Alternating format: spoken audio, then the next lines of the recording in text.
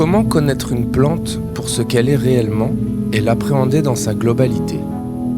Quelles sont les voies de connaissance du végétal? Eh bien, voici le sujet que je souhaiterais développer dans les prochains épisodes afin de nourrir quelques pistes, des plus évidentes aux plus originales.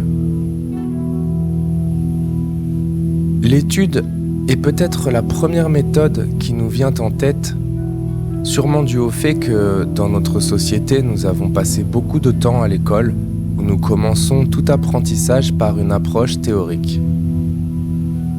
Pourtant, l'approche intellectuelle est à double tranchant. Elle nous aide à nous forger une idée de la plante d'après les informations que l'on peut récolter, mais cela peut interférer avec l'expérience directe en orientant nos ressentis. Nos représentations sont souvent des filtres entre nous et la nature. Bien elles sont issues de nos filtres. L'étude nous permet tout de même de nous prémunir de certains dangers, car certaines plantes peuvent s'avérer toxiques et nécessitent quelques précautions particulières afin de travailler avec.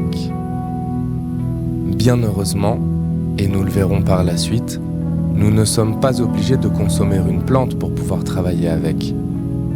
Certaines approches que je vais vous proposer permettent donc de pouvoir approcher une plante sans précaution particulière, ce qui peut donner l'occasion de tester ses ressentis en étant vierge de toute influence et de comparer dans un second temps avec les données disponibles sur la plante.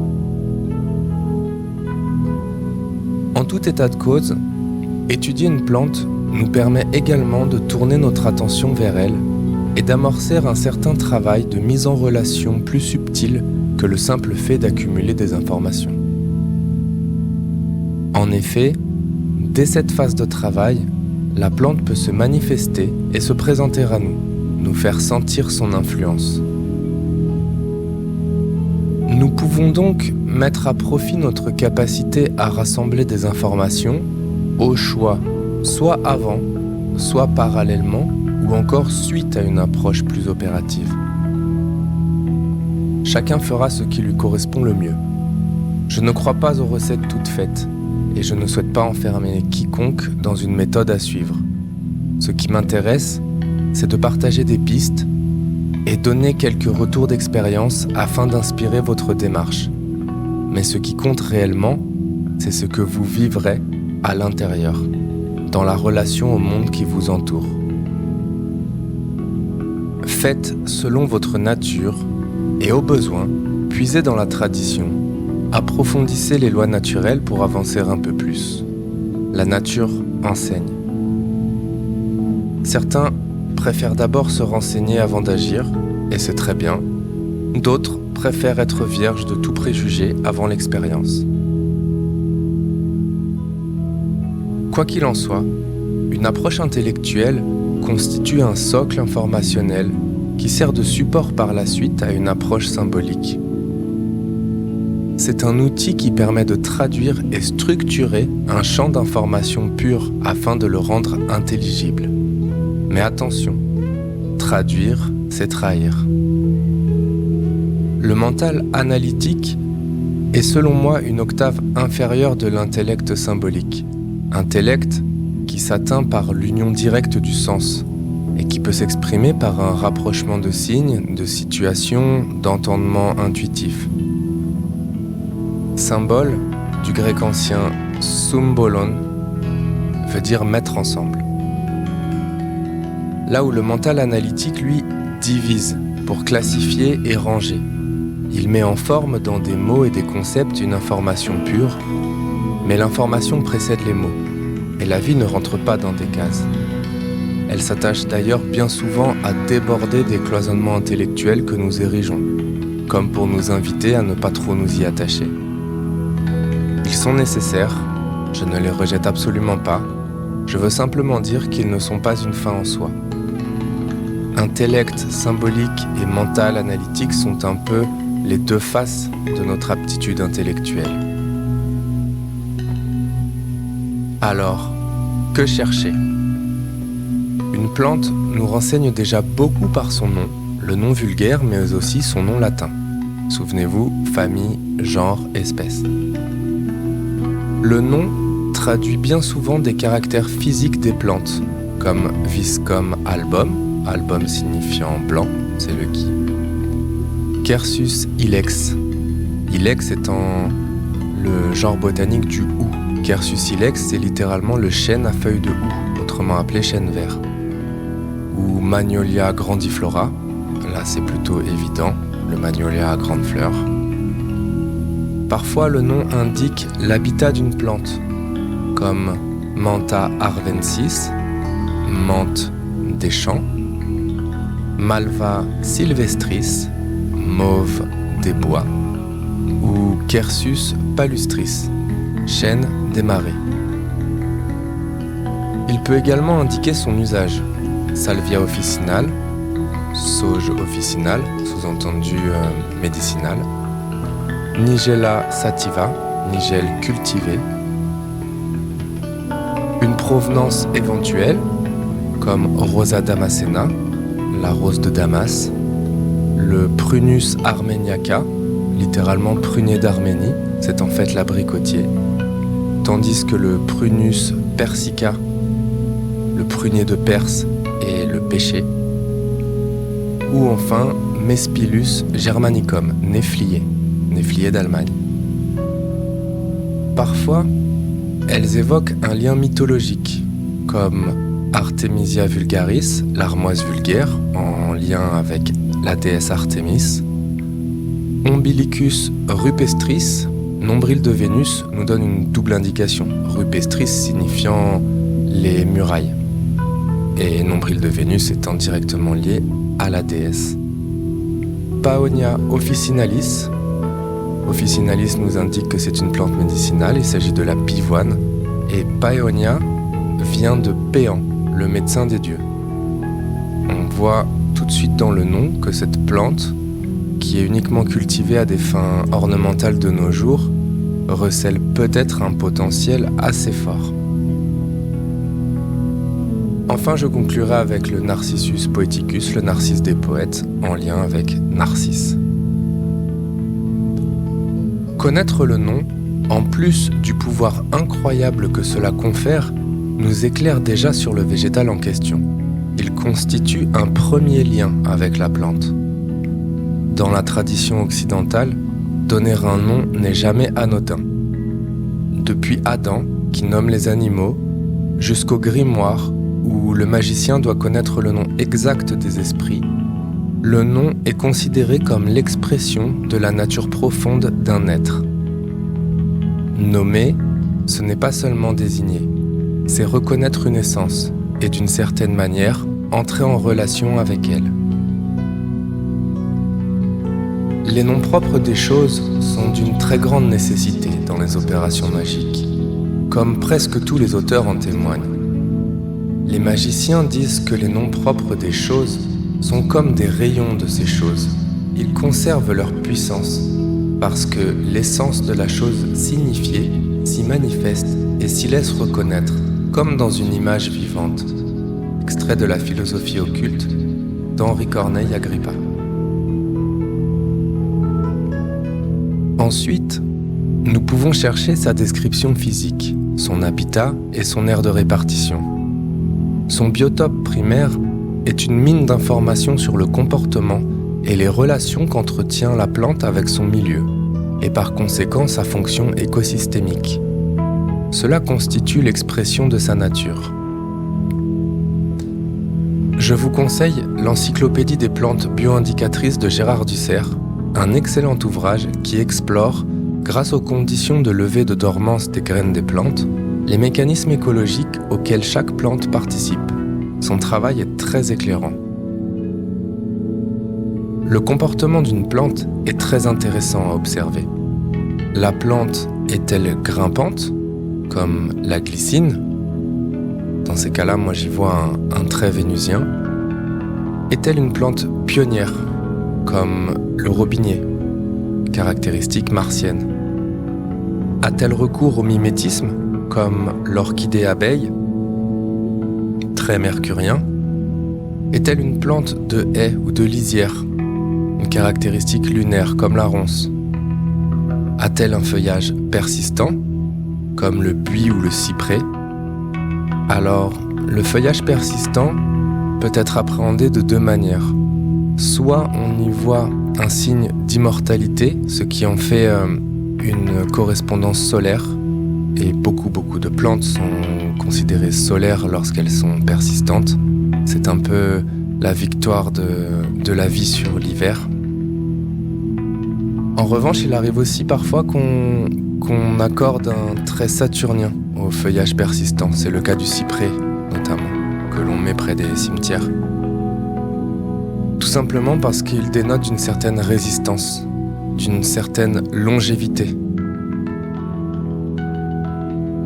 Cette plante a-t-elle de nombreuses utilités pour l'homme, comme le châtaignier, arbre jupitérien par excellence? Est-ce qu'elle coopère ou est-ce qu'elle pratique l'amensalisme, c'est-à-dire la guerre chimique? Est-elle toxique, etc., etc. On va pouvoir, de par l'observation, distinguer tout un tas de comportements. Son lien avec l'homme pourra être étudié avec profit, notamment au travers de ses propriétés alimentaires, médicinales, ses usages populaires traditionnels, ainsi que ses occurrences éventuelles dans un mythe ou un conte, et si des légendes y sont reliées. Dans ce sens, prenons l'exemple du laurier noble, Laurus nobilis. Déjà, rien que le nom porte un attribut royal en lien avec le signe du lion, domicile du soleil. Et ça tombe plutôt juste, car d'après le mythe grec, c'est après qu'Apollon, donc divinité solaire, ait reçu une flèche de Cupidon, le rendant fou amoureux de la nymphe Daphné, laquelle avait reçu une flèche de plomb, provoquant une aversion totale pour Apollon, que celle-ci, pour échapper aux dieux, demanda à son père le fleuve Péné ou l'Adon selon les versions, de l'aider. Et celui-ci la changea en arbre. Daphné signifie laurier en grec. Ce mythe établit un lien clair entre le laurier, le soleil et l'eau. Dans le deuxième tome de l'encyclopédie des plantes bioindicatrices, Gérard Dussert nous indique que le biotope primaire du laurier est la forêt riveraine des oueds, c'est-à-dire des cours d'eau temporaires dans le pourtour méditerranéen, et les rivières méditerranéennes. Également, c'est un arbre typique des forêts-galeries. Une forêt-galerie, c'est une bande forestière suivant un cours d'eau et dont la canopée se referme au-dessus de l'eau, créant ainsi un tunnel. Pour faire le lien avec notre épisode précédent sur les correspondances, on peut également attribuer à son odeur chaude, claire et équilibrée, balsamique et purifiante, une qualité solaire. D'ailleurs, Agrippa fait entrer les baies de laurier dans la composition d'une fumigation solaire pour les vertus qu'elles portent. L'incorruptibilité est également attribuée au soleil et se retrouve dans le caractère persistant de son feuillage. Le laurier naît volontiers au bord des eaux, dans les forêts-galeries méditerranéennes, mais il y développe une essence chaude et solaire, comme s'il concentrait la chaleur du soleil au cœur même d'un milieu humide. Cette nature se retrouve dans ses usages traditionnels. Il réchauffe, stimule et aide à dissiper les affections que l'ancienne médecine associe au froid et à l'humidité. Vous l'aurez compris, par le biais de ce qu'on appelle l'ethnobotanique, nous pouvons effleurer tout un éventail de facettes dont nous pourrons avoir une approche pratique par la suite. Commencer par tourner son attention vers quelque chose est déjà un moyen de s'y connecter. Lorsque l'on se plonge dans l'univers d'une plante, on peut la voir apparaître, elle et tout son univers dans notre vie. Ceci est valable pour n'importe quelle entité que l'on étudie. Je constate que la fonction écosystémique d'une plante est souvent similaire à ses propriétés médicinales et des liens très intéressants peuvent être faits sur ce plan. On juge un arbre à ses fruits, disait le Christ. Par conséquent, bien que cela ne soit pas une vérité scientifique établie, les actions d'une plante nous renseignent sur sa nature. Je vous invite cependant à réfléchir dans ce sens. La question n'est pas tant « est-ce admis ou non, mais plutôt de s'autoriser toute piste de réflexion et de voir si cela amène un résultat pertinent. Parfois, vous pourriez bien être bluffé par la puissance de cette pensée analogique. Prenons l'exemple de Medicago arabica, la luzerne d'Arabie, qui pousse dans les sols riches en humus stable et stocke la matière organique. C'est un excellent fourrage, elle engraisse les bêtes, c'est aussi un engrais vert qui amène la fertilité dans les sols. Elle est donc liée à la prospérité, à la richesse. Taraxacum officinale, le pissenlit, pousse dans les sols un peu trop riches, à la limite de l'engorgement. Souvent les sols un peu lourds, tassés, congestionnés dirait-on. Et cette même racine pivot qui décompacte le sol va décongestionner le foie, stimuler la digestion, aider à l'élimination des toxines. Arctium lapa, la grande bardane, indique un excès de matière organique archaïque, c'est-à-dire de la matière organique en voie de fossilisation. Elle pousse sur des sols riches en base, dans les lisières de bois, les ripisylves. Les ripisylves sont les bords végétalisés des cours d'eau. Littéralement, ripi c'est la rivière et sylve c'est la forêt. Elle stimule l'élimination au niveau des reins. C'est un dépuratif très puissant. Elle détoxifie des métaux lourds et fait sortir les déchets accumulés dans le corps. C'est pour ça qu'on lui attribue des propriétés pour la peau, qui sont causées par des toxines présentes dans le sébum. C'est également une plante qui lutte contre les calculs. On distingue clairement l'axe Capricorne-Cancer, avec les dynamiques de fossilisation, d'accumulation de métaux lourds bloqués, etc. Et en même temps, avec le cancer, on s'aperçoit de son efficacité sur les reins, le fait de faire sortir les toxines, les processus d'élimination. Notons ici qu'une plante peut se situer sur le même axe qu'une autre, par exemple le lierre et la bardane, pourtant être très différentes. Pour cela, gardons l'aspect pratique du système, mais ne nous empêchons pas d'aborder chaque plante avec un regard neuf. Je vais terminer cet épisode par un petit conte italien sur le romarin, afin que chacun puisse se laisser féconder par cette jolie histoire qui en dit beaucoup sur cette magnifique plante.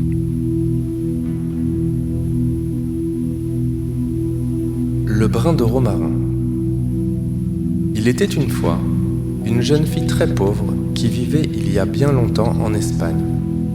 Un jour, elle alla ramasser du bois dans la forêt comme elle le faisait d'habitude.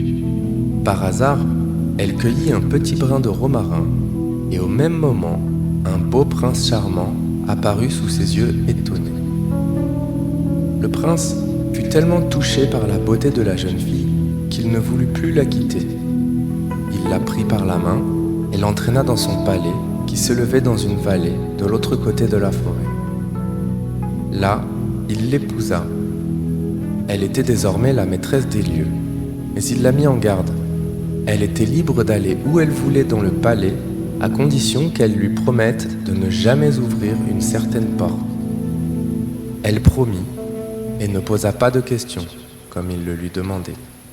Ils vécurent ainsi heureux et insouciants pendant quelque temps. Cependant, plus le temps passait, plus la pauvre jeune femme était dévorée de curiosité chaque fois qu'elle passait devant la porte interdite. Un matin, alors que le prince était parti à la chasse, n'y tenant plus, elle courut ouvrir la porte. Mais à peine eut-elle tourné la clé dans la serrure que tout se mit à trembler et gronder autour d'elle. Les murs s'effondrèrent, les valets et les laquais tombèrent en poussière, et ce qu'il restait du palais s'envola en fumée. Elle se retrouva seule dans la forêt et versa des larmes amères sur la perte de son cher époux. Elle décida de partir à travers le monde pour le retrouver. Elle visita de sombres cachots et d'effrayants châteaux hantés. Elle interrogea des magiciens, des rois, des mendiants et des géants, mais ses efforts furent vains. Alors, elle escalada la plus haute montagne et demanda au soleil, dont les rayons brillent en tout lieu, s'il avait vu son prince. Non, il ne l'avait pas vu. Puis un oiseau la porta jusqu'à la lune, qui connaît tous les secrets de la nuit, mais elle non plus ne l'avait pas vu. Enfin, elle courut jusqu'au vent qui vole et se glisse partout, et lui posa la même question. Le vent, en soufflant doucement autour d'elle, lui répondait : « Oui, j'ai vu le prince, votre époux. Il est prisonnier d'un roi cruel et doit épouser sa fille qui est très laide aujourd'hui même. Il a été ensorcelé et n'a plus aucun souvenir de son amour pour vous. » Le vent enveloppa alors la jeune femme dans son manteau aérien et la transporta dans le pays où son prince était emprisonné. Elle se retrouva dans le jardin du château. En souvenir de son amour, elle cueillit un brin de romarin et le serra contre son cœur. Le prince, qui allait rendre visite à sa fiancée, passa tout près d'elle. Elle l'effleura avec le brin de romarin et aussitôt l'enchantement prit fin. Il reconnut la jeune femme, il la prit dans ses bras et l'assura qu'il l'aimait et ne la quitterait plus jamais. Ensemble, ils quittèrent le château du roi cruel et retrouvèrent leur palais où ils vécurent heureux jusqu'à la fin de leur jour. Merci pour votre écoute. Je vous donne rendez-vous au prochain épisode qui aura une portée pratique puisque nous parlerons de l'art de la cueillette, de la préparation du cueilleur au moment opportun ainsi que l'enchantement des herbes. À bientôt!